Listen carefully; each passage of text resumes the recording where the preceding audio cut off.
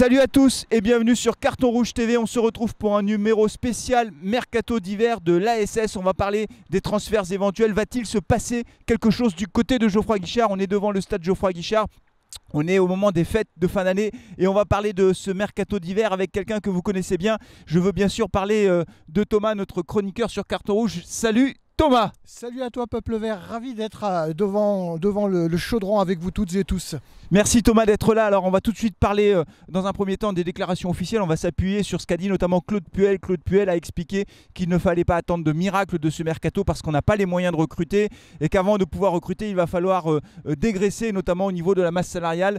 Thomas, on en a déjà parlé, mais c'est vrai qu'il va falloir alléger cette masse salariale. On a beaucoup de joueurs et il y a certains joueurs qu'on voudrait voir partir. Bien sûr, on les connaît tous, hein, ces joueurs-là.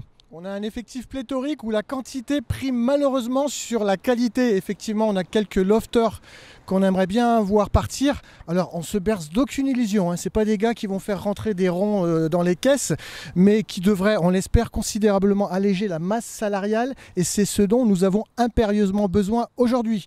Ouais, sachant qu'il y a quand même des possibilités, notamment de faire des prêts sans option d'achat, c'est-à-dire qu'on peut prêter des joueurs jusqu'à la fin de saison, ce qui permettrait d'alléger la masse salariale et de recruter là aussi peut-être, on en parlera tout à l'heure, des joueurs sous forme de prêt. Ce sont des pistes sérieuses. La SS a beaucoup utilisé cette technique. On se souvient l'année dernière d'Aït Benasser par exemple, qui est venu nous aider au moment où Selnaes est parti. Donc on a ces pistes-là. On a quand même quelques infos. La première info dont je voulais parler, c'est que Saliba ne partira pas à Arsenal en milieu de saison. Arsenal est en difficulté dans le championnat anglais, ils ont une très mauvaise défense et les Anglais ont essayé de voir s'ils pouvaient refaire revenir Saliba avant la fin de saison. On sait qu'il est prêté jusqu'au mois de juin. La réponse est plutôt non. Il n'y a pas d'option sauf à réouvrir de nouvelles négociations, ce qui paraît assez improbable. On a parlé de Moukoudi aussi. L'équipe a évoqué un club anglais qui aurait fait une proposition de 15 millions d'euros. Vous vous rendez compte, 15 millions d'euros pour Moukoudi qui est arrivé libre du Havre. Est-ce que tu y crois Thomas à cette piste ?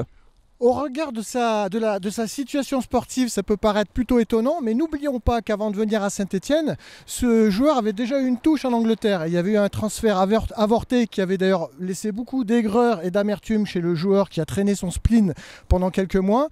Le transfert s'est fait avec l'AS Saint-Etienne, mais visiblement le joueur peut encore avoir des touches en Angleterre.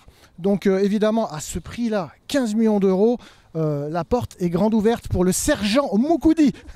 Oui, parce qu'on n'a pas beaucoup de joueurs qui sont bankable, avec desquels on pourrait tirer quelques millions d'euros de transfert. Yann M'Vila a annoncé qu'il ne voulait absolument pas partir, qu'il avait une mission, c'était de retrouver la Coupe d'Europe à l'AS Saint-Etienne, donc M'Vila ne partira pas. Alors maintenant, on va évoquer quand même les pistes. Si jamais on arrive à s'alléger du côté de la masse salariale, si on arrive à se séparer de Lacroix, de Diony, de Diouf, etc., on aurait besoin d'un renfort en attaquant. Et là, c'est l'info qui a circulé récemment, là, notamment sur Twitter, et qui a été repris par plusieurs sites. On parlerait de l'arrivée d'un attaquant. Thomas, est-ce que tu peux nous en dire un mot? Brésil, on parle de l'arrivée d'un jeune espoir brésilien qui joue actuellement à Leipzig, qui a été recruté l'année dernière à Sion en Suisse après une formidable saison. Alors j'ai regardé des vidéos du joueur sur YouTube. Alors c'est pas les cassettes VHS de Robert Nouzaret qui sautaient. On sent que le joueur a du ballon. On voit de la technique plus qu'on a l'habitude d'en voir depuis quelques temps à Geoffroy Guichard, donc ça c'est plutôt intéressant. Ce qui me paraît plutôt aussi intéressant, c'est qu'on parle d'un transfert, d'un prêt sans option d'achat. Ça veut dire que Leipzig croit vraiment en ce joueur, donc ça c'est plutôt réconfortant pour nous.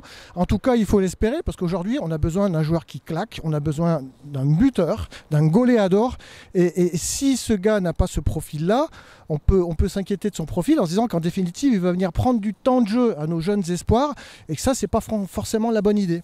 Ouais, parce qu'on a Charlaby qui est revenu de blessure, Saliba aussi qui reviendra de blessure. C'est peut-être ça notre mercato, hein. C'est ce qu'a dit d'ailleurs Claude Puel. Il a dit notre mercato ce sera les retours de blessure. Un mot quand même du coup, si jamais on recrute un neuf, ça veut dire que Robert Berić s'en va. Il ne ferme pas la porte apparemment à un éventuel transfert. Robert Berić est fatigué d'être sur le banc, il est fatigué de ne pas avoir la confiance de Claude Puel. On en a parlé 1000 fois, mais là on sent quand même qu'il y a un peu d'usure du côté de Robert Berić. Les fidèles de Carton Rouge le savent, puisque nous ça fait 2 mois qu'on le dit. Très clairement, l'AS Saint-Etienne pousse Robert Berić dehors. C'est un joueur que le peuple vert aime beaucoup, mais très clairement, depuis son retour de blessure, on sent très clairement que les dirigeants, l'équipe n'a plus confiance en lui et lui manque considérablement de respect. Pour moi, ça sera un grand regret. On voit que le chimiste Puel a fait plein de tests, de combinaisons, d'expériences. En revanche, il n'a jamais mis Beric dans les meilleures conditions, dans un 4-4-2, pourquoi pas aux côtés de Bouanga, où il aurait pu montrer tout son talent. Donc de ce point de vue-là, éternel regret. En tout cas, bon vent à toi Robert. Si tu dois partir, nous garderons un excellent souvenir de toi. Il faut se souvenir qu'effectivement, comme tu l'as dit, il n'a jamais été aligné avec Cazerie en pointe, les deux attaquants de pointe. Moi, j'aurais été curieux de voir ce que ça donne. Je suis sûr que ça aurait donné de bons résultats. Il faut aussi rappeler qu'il a re-signé l'année dernière jusqu'en 2022. Son contrat court jusqu'à fin 2022, fin juin 2022, et que c'est Romeyer qui lui a fait signer contre l'avis d'une partie du staff. Il arrivait en fin de contrat. Donc là, c'est peut-être là aussi un des seuls joueurs à partir duquel on pourrait récupérer quelques euros. Il a été transféré à la SS pour 6 millions d'euros. On ne le vendra jamais 6 millions d'euros, peut-être 2 à 3 millions d'euros. S'il y avait une offre qui arrivait, on peut penser que la SS le laisserait partir. Il y a à peine un an, il avait eu des touches en Ukraine, en Espagne, en Italie. Donc c'est un joueur qui peut avoir une certaine cote sur le marché. N'oublions pas non plus, on a oublié d'en parler dans le précédent carton rouge Le Mag. Au niveau des transferts, c'est les joueurs sur lesquels on peut être attaqué.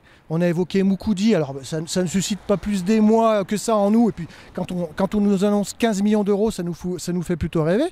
Mais ne nous berçons d'aucune illusion. La SS va être attaquée très rapidement sur Bouanga, sur Nordin, sur Fofana, sur Youssouf. Donc là, c'est des joueurs aussi auxquels on a intérêt à montrer des signes d'intérêt pour ne pas les laisser filer ou leur donner des envies d'ailleurs. Ouais. Et moi, je pense à Nordin. Nordin qui risque de perdre du temps de jeu si ce fameux Brésilien arrive. Et moi, je suis étonné du peu de temps de jeu que lui accorde Puel. Nordin a été titularisé chez les Bleuets, il a marqué des buts. Et ce n'est pas un joueur que je trouve extrêmement valorisé sous le maillot vert aujourd'hui. Ouais, c'est vrai, tu as raison de parler de ces joueurs qui pourraient partir. Bouanga, moi je pense que si on avait une offre importante, le club le laisserait partir. Il est venu pour moins de 5 millions d'euros de Nîmes cet été.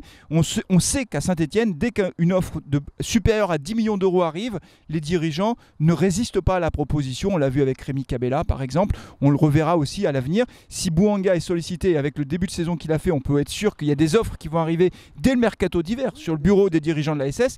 Et c'est vrai aussi pour Fofana. C'est vrai également pour Seydou Youssouf. Donc on risquerait effectivement d'avoir des jeunes qui partent et ça ce serait vraiment inquiétant. Il faut absolument les garder, Thomas. Oui, en tout cas Bouanga, on sent que c'est un joueur qui a la tête sur les épaules.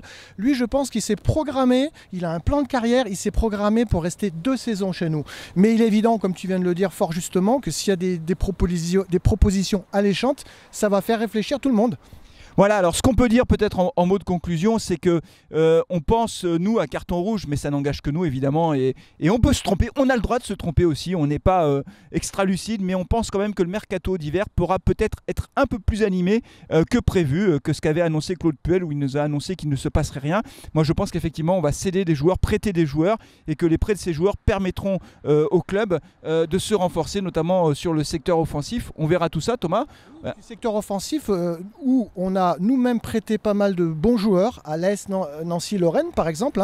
On a 3 joueurs à vocation offensive qui sont en prêt là-bas, avec malheureusement Wagner Diaz qui s'est blessé gravement et longuement. Mais n'oublions pas que c'est des joueurs qui devraient revenir chez nous en fin de saison. Et avec un Puel qui fait confiance aux jeunes, tout ça est plutôt de bon augure et nous fait espérer le meilleur pour l'avenir.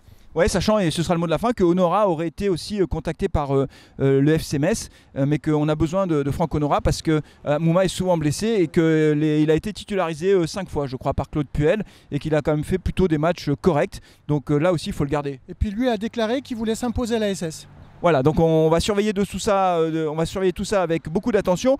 On continuera à faire des numéros spéciaux mercato. Si les choses bougent, évidemment, j'hésiterai pas à reprendre le micro pour vous en parler en direct. D'ici là, prenez soin de vous, passez de bonnes fêtes de fin d'année, allez les Verts. Depuis le stade Geoffroy Guichard, il y a un temps magnifique aujourd'hui à Geoffroy Guichard. On en a profité pour tourner cette vidéo. Allez les Verts et à bientôt. Spéciale dédicace à Roger, à MC Pampi, le blues de la Ligue 1 et vive le football populaire. Exactement. Allez, ciao, à bientôt et allez les Verts, ciao ciao.